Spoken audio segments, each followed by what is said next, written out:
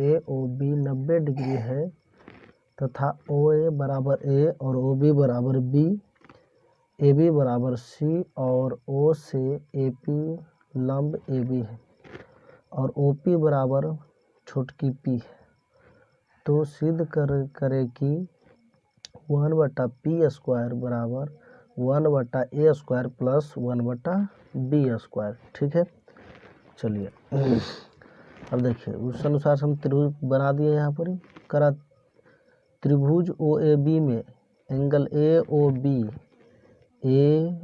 B 90 degree है, समकोण है। ठीक है, तथा ओ ए बराबर ए है, ओ बी बराबर बी है और ए बी बराबर सी है। ठीक है, और ओ पी जो है ओ से ओ पी लंब ए पी है, ए बी पर लंब पी है।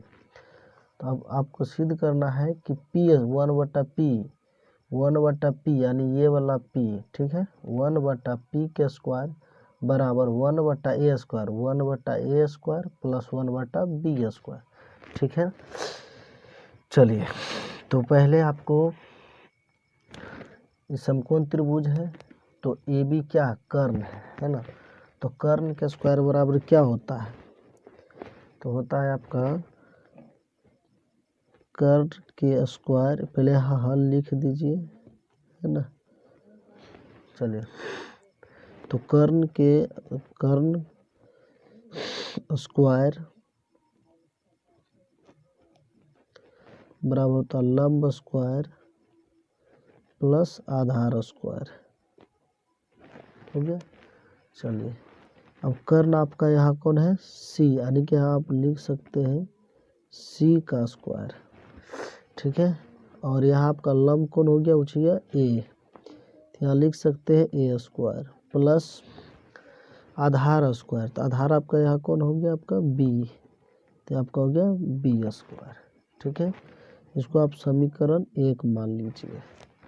ठीक है, अब कर रहा है, अब लेके चलिए त्रिभुज ए ओ बी में, चलिए त्रिभुज ए ओ बी का क्षेत्रफल हो गया। त्रिभुज ए ओ बी का क्षेत्रफल बराबर क्या होता है, सूत्र क्या होता है, 1/2 आधार गुने ऊंचाई। ठीक है, तो 1/2 आधार आपका क्या हो गया, आधार हो गया आपका, आधार इसको मानिए ओ बी को, तो आपका आधार हो गया बी गुने ऊंचाई क्या हो गया आपका ए। ठीक है, चलिए इसको फिर पुनः मानिए है ना, पुनः फिर से इस त्रिभुज का क्षेत्रफल निकालते हैं। त्रिभुज ए ओ बी का क्षेत्रफल, इसको आप समीकरण 2 मान लीजिए। ठीक है, अब त्रिभुज ए ओ बी का क्षेत्रफल हो जाएगा, सूत्र क्या होता है, वही हो रहेगा आधार गुने ऊंचाई, 1/2 आधार गुने ऊंचाई, तो 1/2। अब रे आपको आधार ए सी को मानना है, किसको, ए सी। इस टाइप से अगर कलर दिया जाए त्रिभुज को तो आधार कौन हो जाएगा, ए सी, सॉरी ए बी, तो ए बी हो जाएगा, तो इसकी माप कितना दिया है, सी, तो इसकी माप सी रख देते हैं गुने ऊंचाई, तो ऊंचाई जब आधार मानेंगे तो इसकी ऊंचाई कौन होगा, ये ओ पी, तो ओ पी की माप क्या है, पी, छोटकी पी। हो गया, चलिए अब आगे बढ़ते हैं। इसको आप समीकरण 1 मान लिए, 2 मान लिए, इसको 3 मान लीजिए। ठीक है, चलिए इसको 3 मान लेते हैं। अब आप हल कीजिए समीकरण 2 और 3 से, ठीक है, समीकरण 2 और 3 से देखिए त्रिभुज ए ओ बी का क्षेत्रफल भी इतना है और पुनः फिर जो ज्ञात किया है वो भी त्रिभुज ए ओ बी का क्षेत्रफल इतना है। इसका मतलब दोनों त्रिभुज तो वही है, इसका मतलब क्षेत्रफल भी दोनों आपस में क्या होगा, बराबर होगा। तो 1/2 इसका था बी गुने ए, ये हो गया बराबर, ये क्या होगा 1/2 गुने सी गुने पी।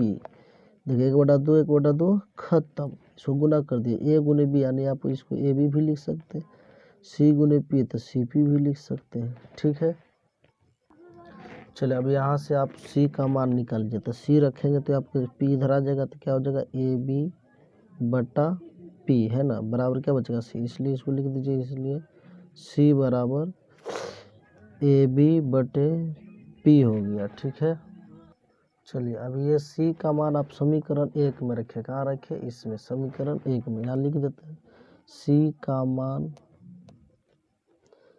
ए बटा पी बटे ए बी बटे पी समीकरण 1 में रखने पर हो गया। अब समीकरण 1 में जब आप रखिएगा यहाँ पर ही, तब क्या हो जाएगा, इसका मान सी स्क्वायर है, तो ये हो गया आपका सी स्क्वायर। तो सी बराबर कुछ ए बी बटे पी, तो वहाँ हो जाएगा आपका ए बी